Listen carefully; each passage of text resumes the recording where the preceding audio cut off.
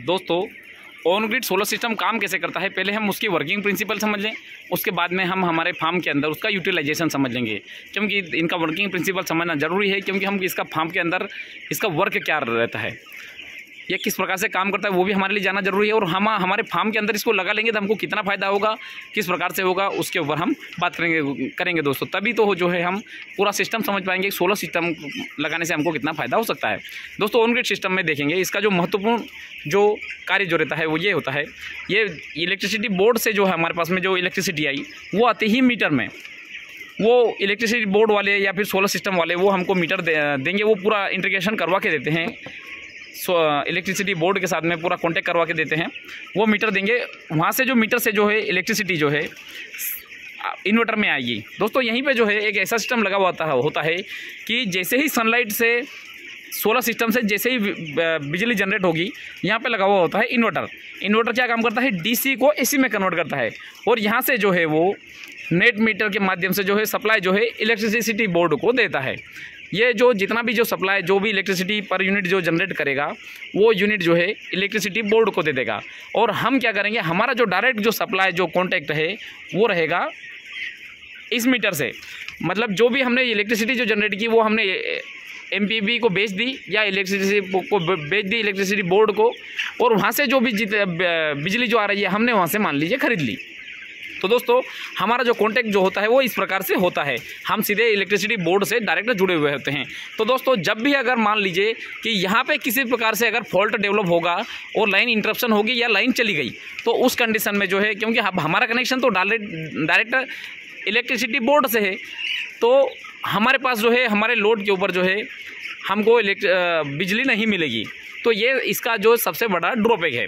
बाकी इसमें जो दूसरा कोई ड्रॉबैक नहीं हमको दिख रहा है फिलहाल में।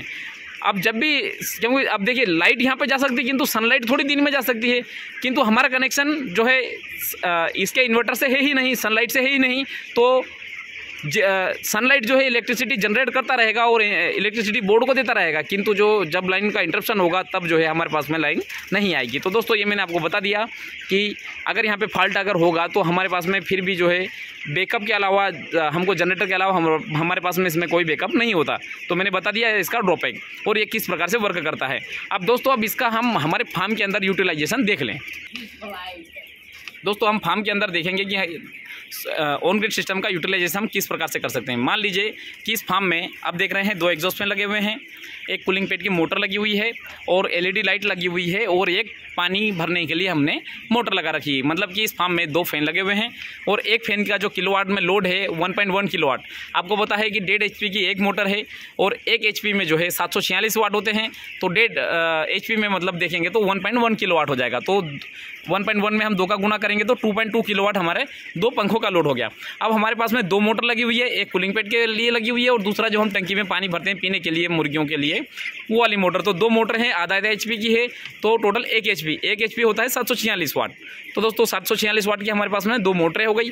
और एलईडी लाइट वैसे तो हमारे पास में 20 एलईडी लगे हुए हैं, बल्ब लगे हुए हैं, किंतु 20 एलईडी का जो है 9 2 18 180 वाट हो रहा है। किंतु अगर हम मैक्सिमम भी माने तो हमारे पास में जो एलईडी बल्ब का जो लोड है वो 250 वाट।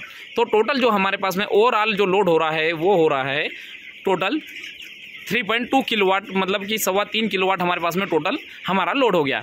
अब ये देखेंगे कि पूरे 40 दिन में जो है कितना किलो जो 3.2 किलोवाट कितनी इलेक्ट्रिसिटी यूनिट जो है कंजप्शन करता है और हमारा सोलर सिस्टम जो है कितना जनरेट करता है, और उसके ऊपर जो बचा हुआ हमको कितना पैसा इलेक्ट्रिसिटी बोर्ड को देना है।